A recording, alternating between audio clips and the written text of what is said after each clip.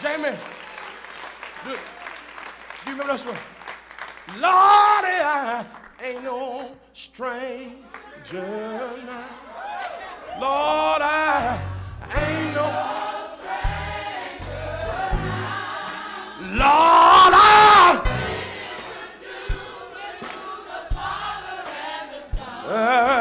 ain't no Lordy, I ain't no Lord,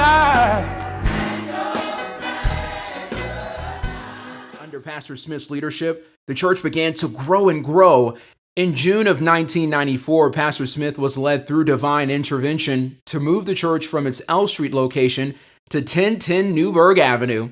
Under his tenure, the church established the First Step Daycare Learning Center and the Beulah Land Community Development Center. Pastor Smith was also led to officially change the name from Beulah Land Baptist Church to Beulah Land Bible Church to remove denominational labels so that all people would feel free to worship. it was the most trying time, but people found a way to come to church. They found a way to come to church. In the third week we were there, one of the AC units went out. It was two 20-ton units, and one of them fell in the middle of July. So we have no water, and it's hot. And you know some of the people not are halfway taking baths because there's no water. So imagine what that feels like in the middle of July of '94. And but God was so faithful and continued to add to the church. So we just, said, God, we're here for a reason, and we can't control the elements, but let's control what we can. And our music ministry turned around significantly, and we were doing a lot of media. We started on radio in '91. And then in '94, we started our television broadcast on Channel 15, Cox Cable. And that helped to really expand the church significantly. Michael Purcell became our director of music, and he had a couple of community choirs. And so the music changed, and it got more modern, and the church really, that first year, I think we may have added 600 members. Wow. Yeah, in '95, yeah. Which also was the year I got married, which also was kind of telling, because a lot of people thought, well, once this guy gets married, it's definitely not gonna, it's gonna impact the church, and by the grace of God, when I married my wife, the church even grew more, and we got a different kind of member, So it was a lot going on in the mid-90s, yeah. Right. And so during that time, you get into Newburgh, the church is growing, but you were also doing a lot of outreach and a lot of programs outside of the church. And so what were some of those programs and things that impacted the community? Yeah, one of the things that was interesting is a lot of my friends who I grew up with, playing ball with, and just in the community, were either in jail, on drugs, selling drugs, or dead. And several of my family members, very close, ended up with drug problems and ended up being incarcerated. And very, very painful time. And we were in the community, and all you saw was blight. L Street, just Second Street, it was a haven for drugs. And one of my relatives who got locked up for selling drugs for somebody, and we all grew up together, got out of jail, and it was the first time I really started paying attention. He got out of jail with $35 on a bus ticket, but you can't go back home. And so I felt this overwhelming urge and call that we had to respond to it.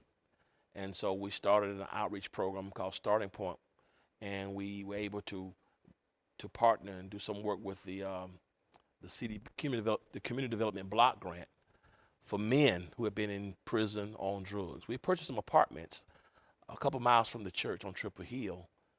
And the Lord was like, that's a place that you can house some of these guys. You got to do something. We didn't have a whole lot of resources or a plan, just a vision. You know what I mean?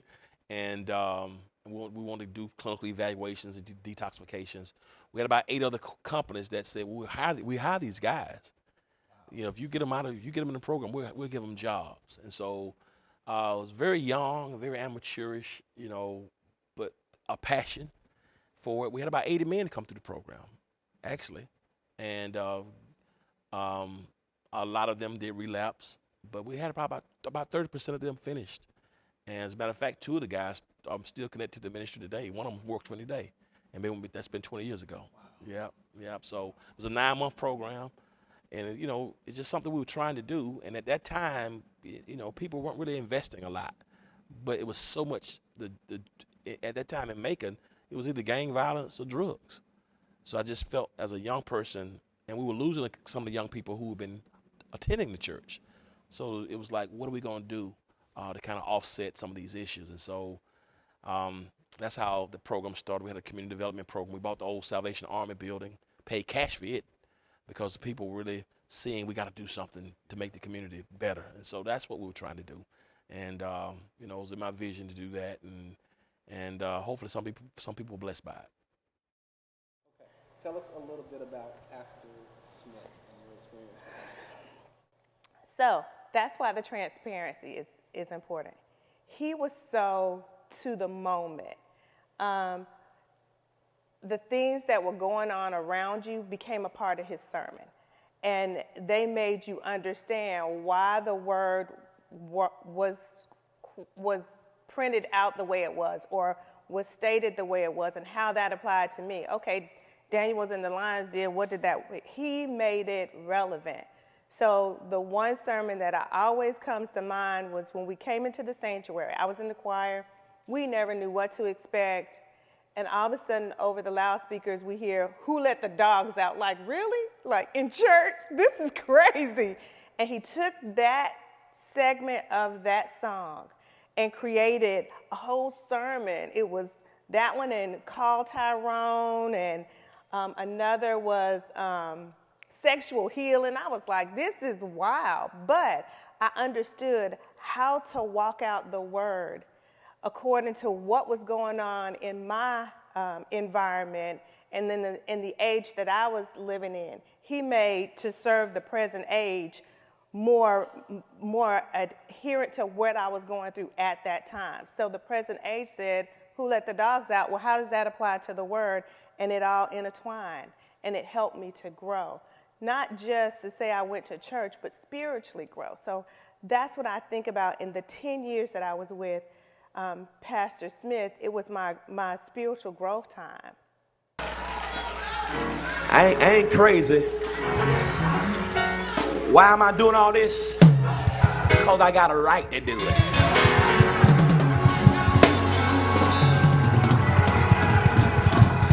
Shake somebody's hand and say, I got a right to praise him.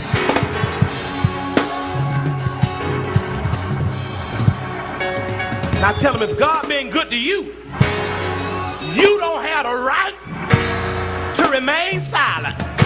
Because the book says, let the redeemed of the Lord say so. See, yeah, yeah.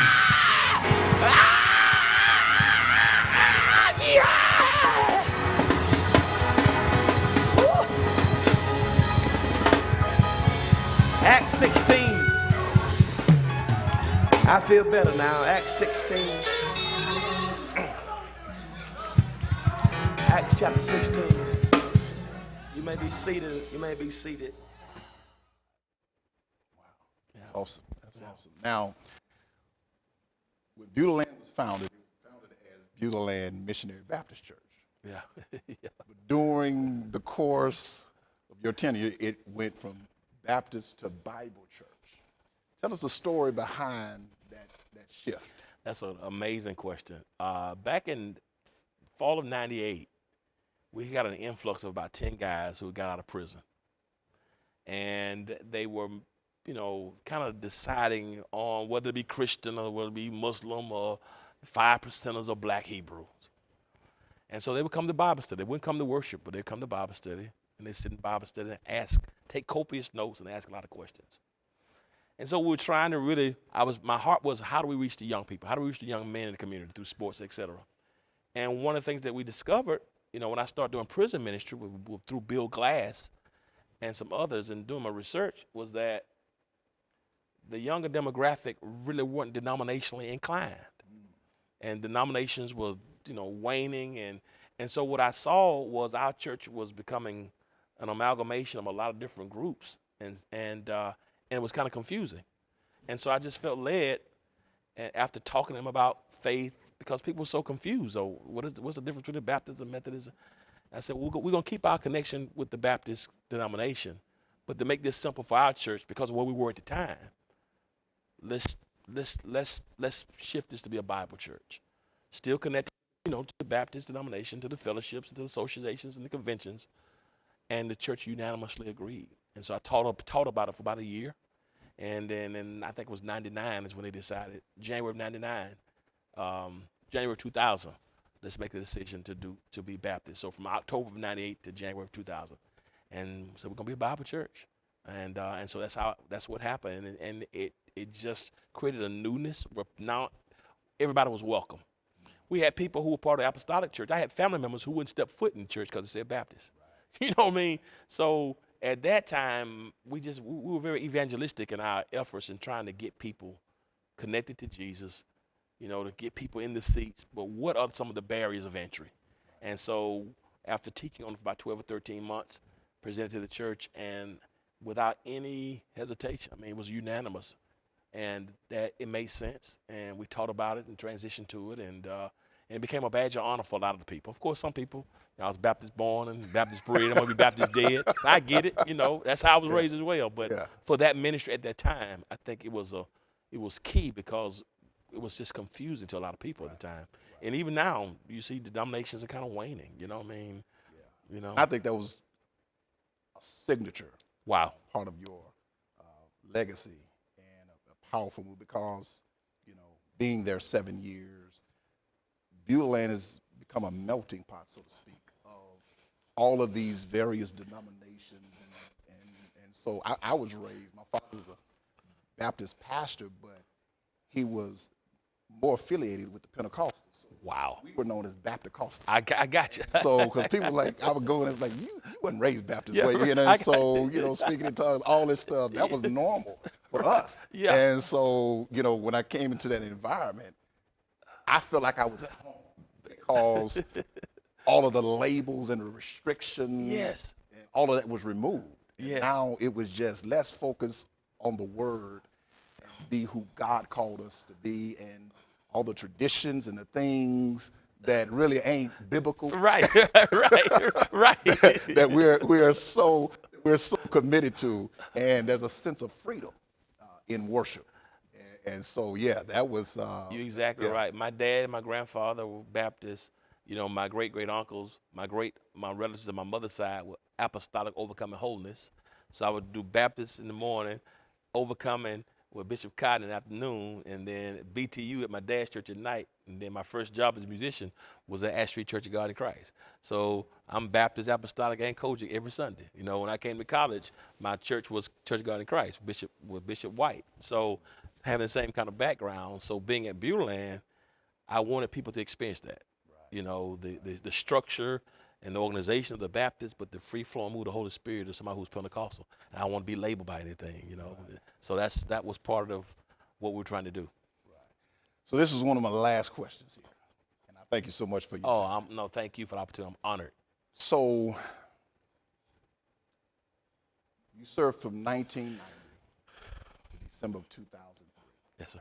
And God used you to take Beulah Land from L Street, 48 members, to several thousand by 2003. And I think it's something that's different when you come in on the ground level and God used you to just roll up your sleeve and just build something to that magnitude. So, of course, God had another work for you to do. I just want you to just kind of just share how difficult it was to leave what you loved and the labor to now having to do a new work. That's, to be honest with you, if you told me 19 years ago that I would have ever left Macon, Georgia, I probably would have used some language about you that wouldn't be pleasing to God. I love my home. There's no place in the world to me like Macon, Georgia. New home of New Way, Fish Dock, Salim's. There's no place in the world like Macon. The strange thing is my wife and I, we purchased our dream home in 2002. Wow. We're planning, just knew I was going to be there forever. Just our home, our son was turning 2, and we were going to build this house. This is going to be our dream house. This was September 2002. And in June 18th of 2003, a buddy of mine who I went to college with, who I hadn't spoken to in years, came to Macon and said, man, you've been on my spirit. The Lord put you on my heart. And we had a conversation. And I was in Chicago that same day. It was a Wednesday, I think. And he said, man, I've been seeing your face in my vision. And what? We began to talk. And from that conversation, God just began to work on me to say, I want you to evaluate that your time here is up. The theme of that year was faith in your victory in your faith, your family, and finances. I was preaching the life of Abraham. And I'm thinking I was preaching faith to them. I mean, we had the daycare going, First Step Daycare. We started that in 96. The daycare was paying the mortgage. Beulah, you can take Beulah to any city, and it would be a stalwart and flagship church anywhere. This is the kind of church and people it was, and the kind of ministry. And the Lord said to me, June 29th, which was a Sunday, your time is up. And the best way I could explain it would be Elijah at the brook of Cherith. And often in that story, the brook is diminished, and Beulah, nothing is a brook about it. But the analogy was that I had spent my time. God had me there and to do my work, but that I had run my leg of the race. Same time, Pat Riley, I love basketball, and Pat Riley made the statement that every successful leader sometimes has 10 good years with the organization before something drastic has to change, whether it be in players or coaching, because after 10 years, it's time for refreshing. And so a lot was happening, and the Lord said, like, God, we're trying to build a school, we're trying to do this, and the Lord's like, you have run your leg of the race. You have taken the ministry as far as you can take it. There's another place, another level. Your job was to plant the seed, and now you got to let somebody come in and water. The problem with that was to leave thousands of members. Our average age was 31. I'm 29 at that time. And to send me to a church that was ultra conservative. Average age was 63.6 with less than 400 members. And I would have to take a 60% salary deduction. My God. That's what people didn't understand. Wow. Without anything being wrong, church was filled with people. People loved me, and I loved them. And my mother united with the church. My brothers doing my sound, my sisters, I'm home. And God is saying, now it's time for you to go somewhere else. Because at Beulah, my struggle was, how do we reach out now? Once the church grew with young people, now you got to connect with the older people, be multi-generational. Right. And it was as if the whole time God was preparing me to deal with the older people, to now be able to come to another ministry and get younger. So Beulah, get younger people in, and then now in your latter years, let's reach out to the older demographic. So we would sing a lot of songs because we had a mother to join the church who was 90-something years of age, Mother Ray. She was 90-something years of age, and the church began to get older. So I wanted them to be, multi-generational. And God moved me to a church, and it seemed like it was, it made no sense. It made no sense to me. My own mom called me once and said, "Are you okay? Is everything okay? Are you, nobody believed I was making the right decision." And I struggled with it. But I knew that in order for Beulah to go higher, that in order for the Holy Spirit to come, Jesus got to go. And it took my departure for Pastor Watson and inevitably for you to come. and take the leg of the race and take it higher than I ever could.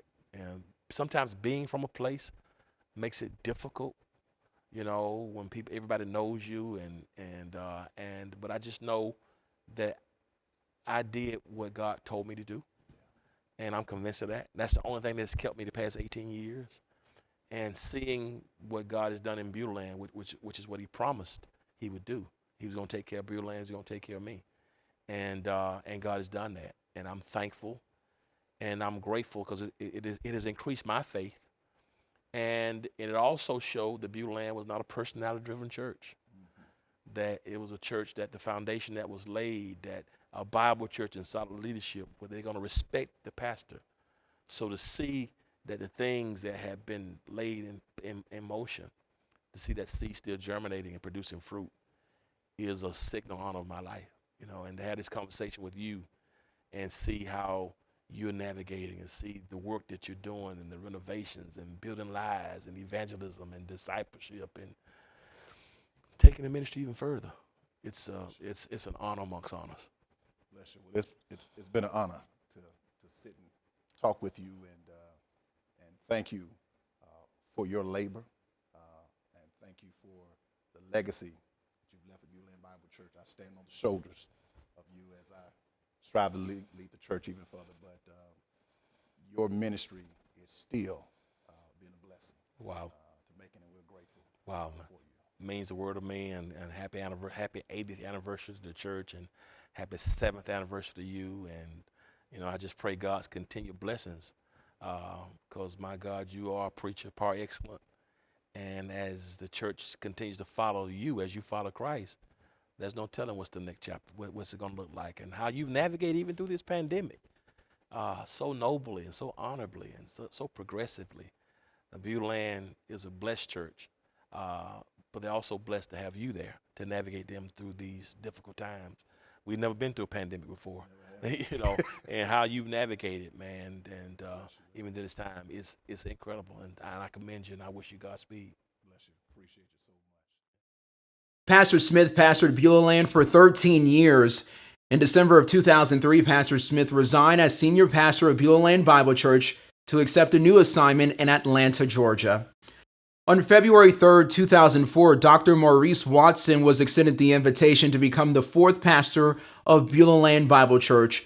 Dr. Watson came praying, asking God to put our faith on the fast track, enabling Beulah Land Bible Church to grow tremendously, adding thousands of souls to the ministry. Dr. Watson was led to launch a second location at 2368 Gun Road in Byron, Georgia. Beulah Land became one church in two locations. Under Pastor Watson's leadership, the church was able to build a 40,000 square foot building in Macon, Georgia, that was completed in October of 2009. In addition, the former sanctuary at the North Campus was remodeled and dedicated as the E. Dewey Smith Jr. multi-purpose building. Ladies and gentlemen, it is our pleasure to welcome you to Washington Reagan National Airport.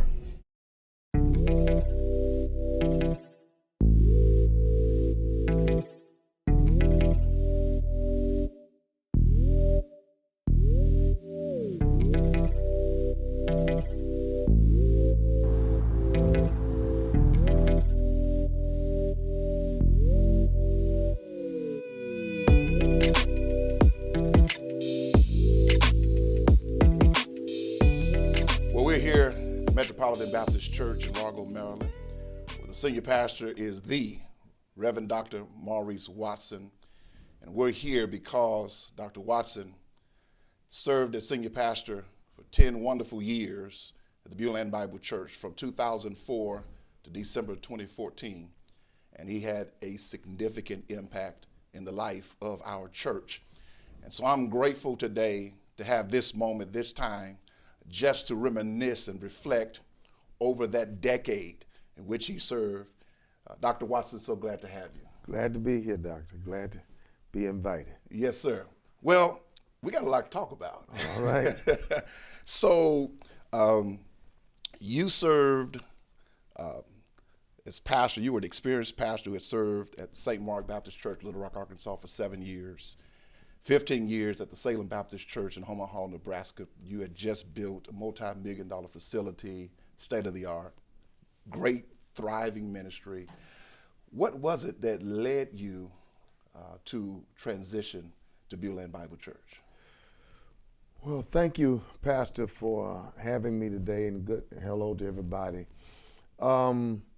Yes, you're right. I was there in Omaha for 15 years, and the Lord blessed our ministry in a powerful way. And as you mentioned, the Lord even allowed us to build a multi-million-dollar facility.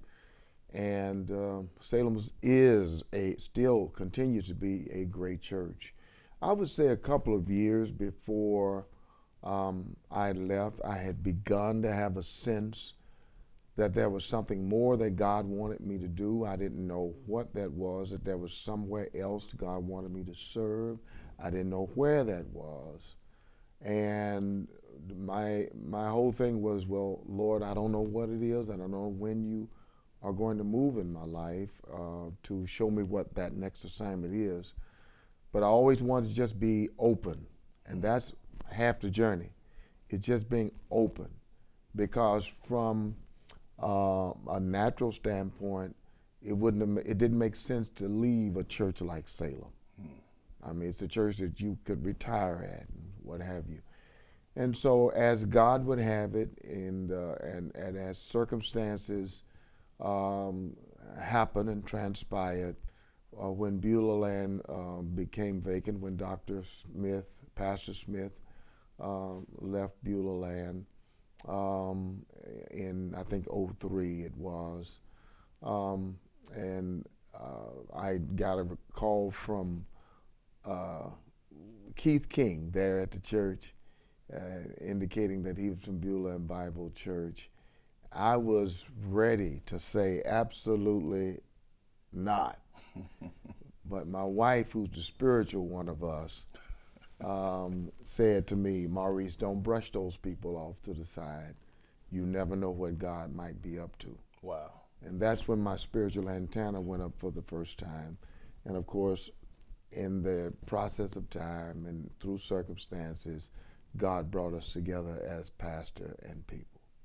Now, to my understanding, when you initially came to preach at Beulah Land, you made sure they understood, I'm not a candidate. It's still on tape. I happen to have all, if not most, of my original masters, and every now and then I watch it. I said to the church, both services, they had early morning and the mid-morning service, I said to the church, and I meant it, I am not a candidate for this church. But the surprising reaction from the audience was they gave me standing ovations both times. And so I was trying to convince them, no, let's not even go down that road. Right.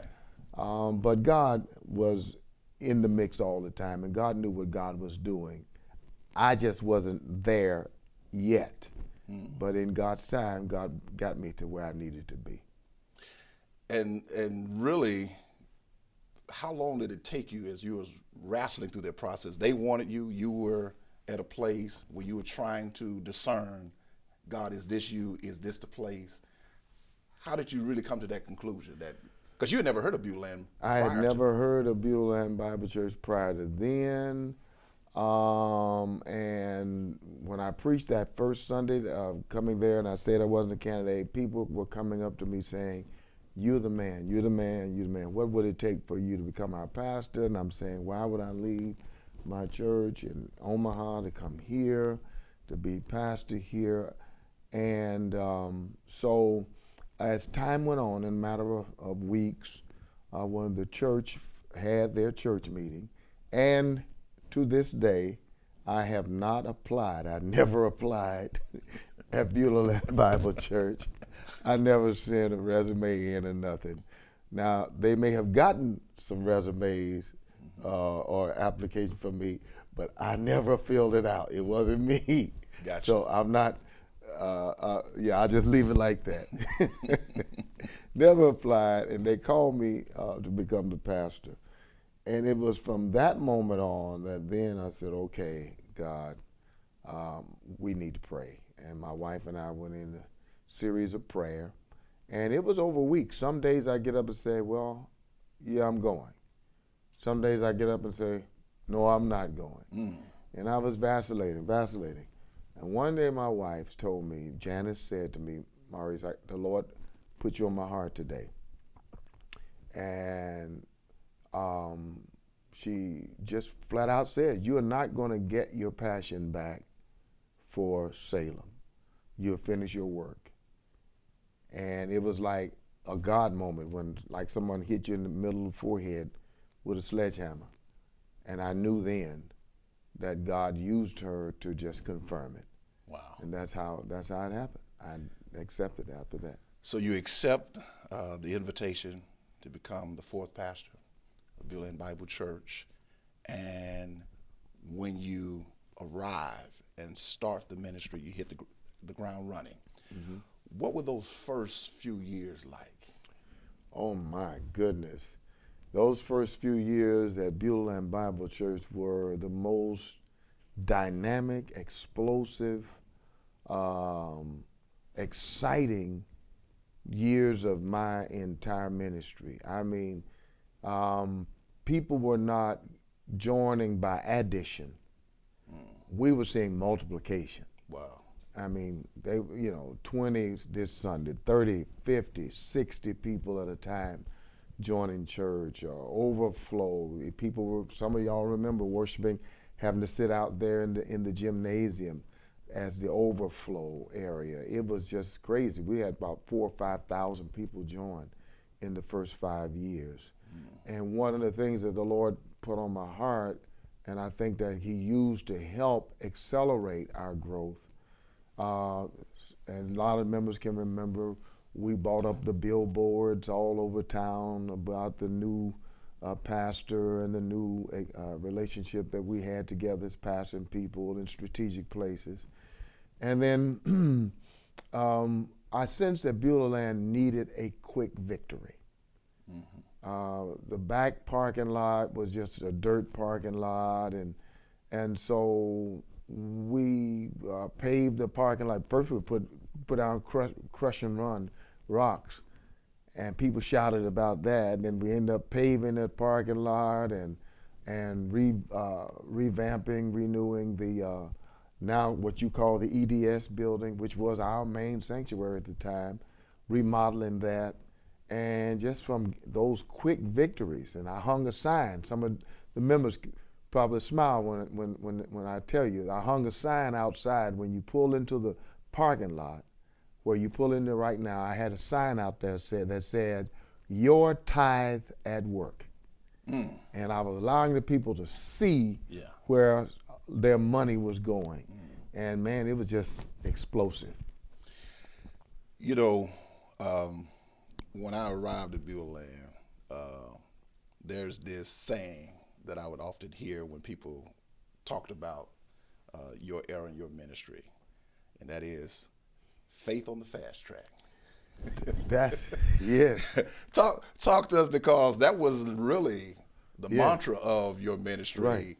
And that's what you pray for, and really, I guess you led the church in that vein. Yeah. Talk about faith on the fast track. Well, when I came to Beulah Land, when I finally accepted that God was calling us there, I came there with in mind. I said, well, I believe we ought to be a church, one church in two locations. Initially, I wanted our second location to be in the McDonough area, but that was a bit far to drive, and anybody that know anything about Interstate 75, it's a 45-minute drive from Macon in good traffic. If you have an accident or something that happens on 75, we wouldn't have made it to church.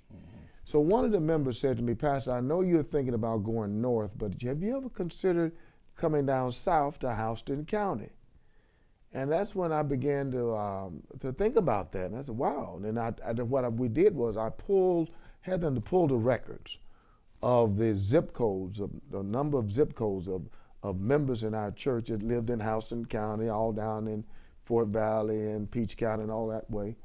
And we had hundreds and hundreds of people who lived in that area. And that's when the light bulb came on and said, that's the direction that we ought to consider going. And so I went there in '04, and within the first year being there, we had started the second location in Warner Robins. We started out in the Ramada Inn. My God. And I remember the first service, we had about 600 people to show up. And of course, first services, you can't judge on the first service. Yeah. But then after that, we kept having 200 or 300 people to show up there at the Ramada Inn. We had to put the chairs up and take them down and what have you.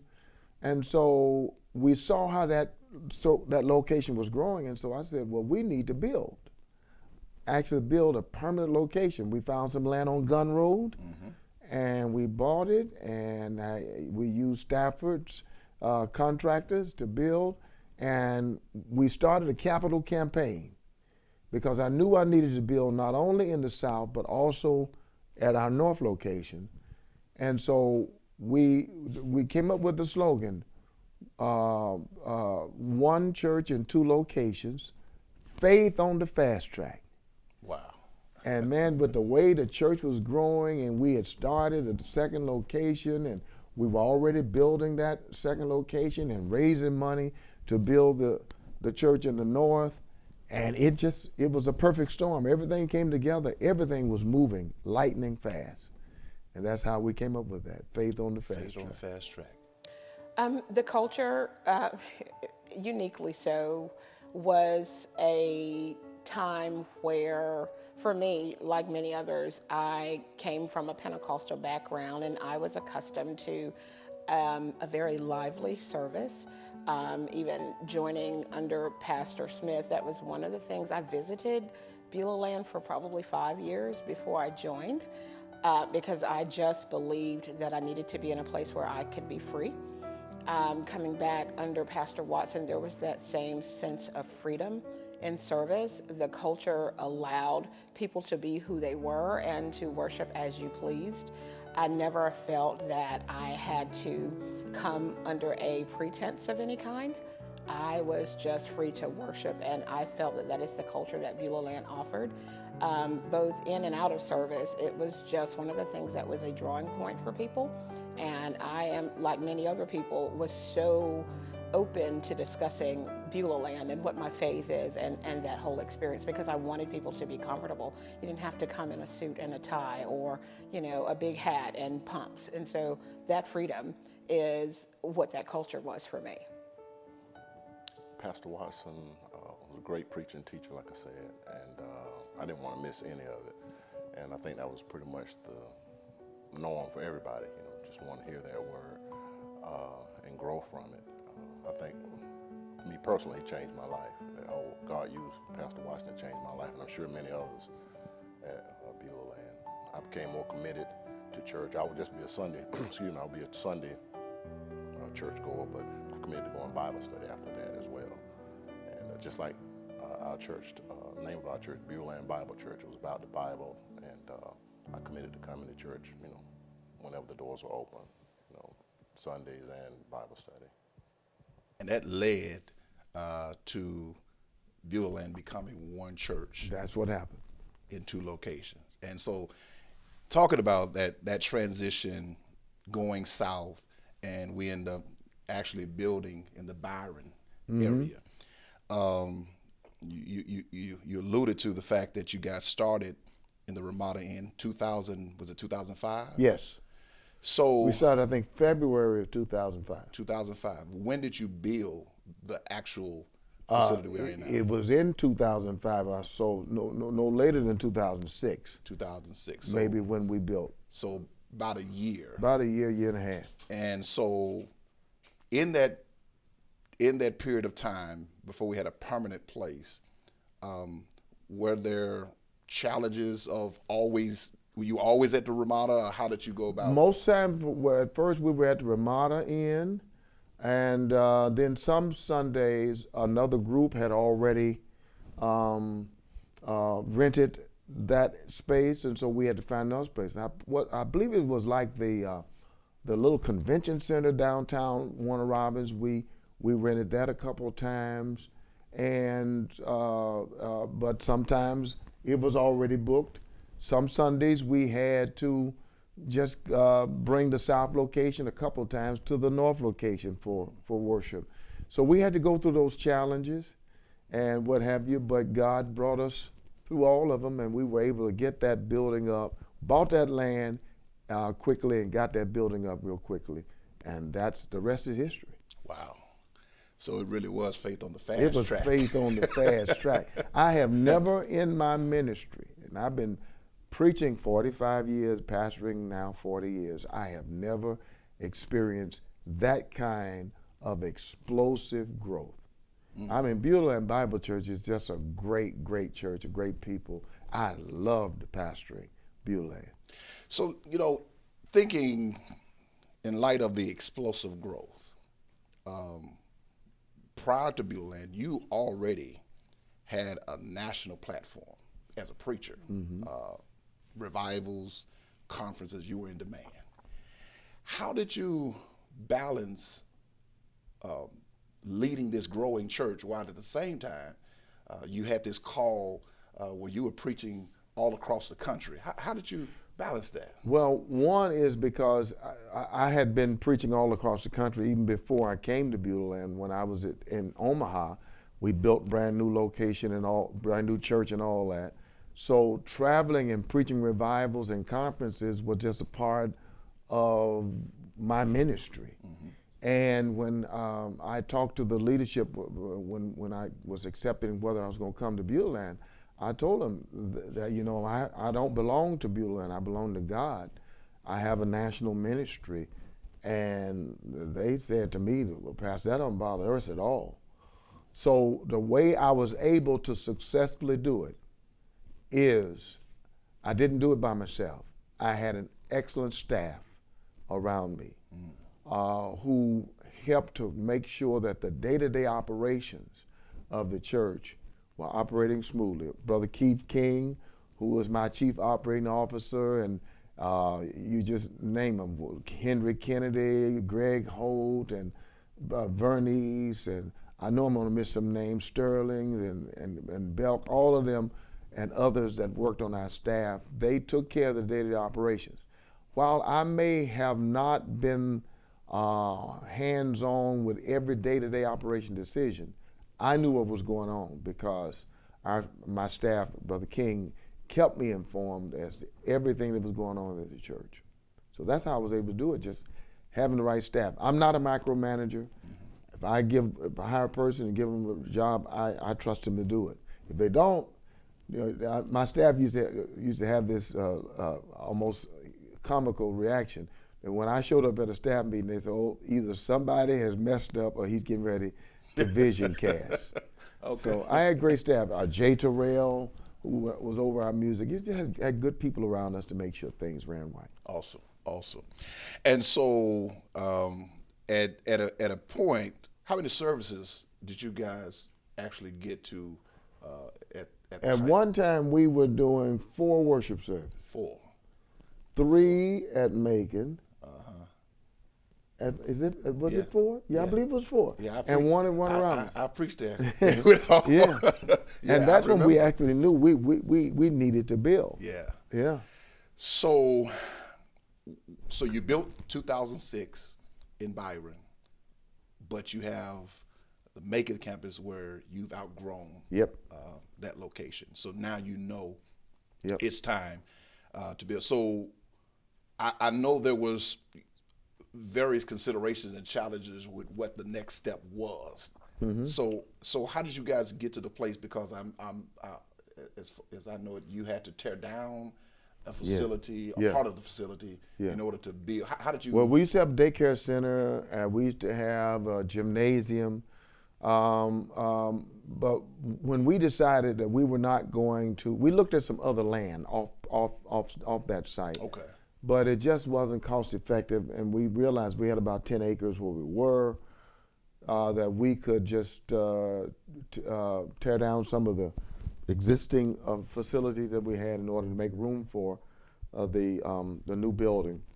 We made that decision as the most cost effective way to go about it. we were already had begun a capital campaign. We hired an outside consulting group to help us to organize our campaign, and it just built a lot of momentum and what have you. And so I think we ended up moving into our new building in 2009, I believe it was. So we got into Warner Robins 2006. Once we got that done, capital campaign is going. So around 2008 or so, we were able to start building on the new building. And then we ended up moving in 2009. 2009.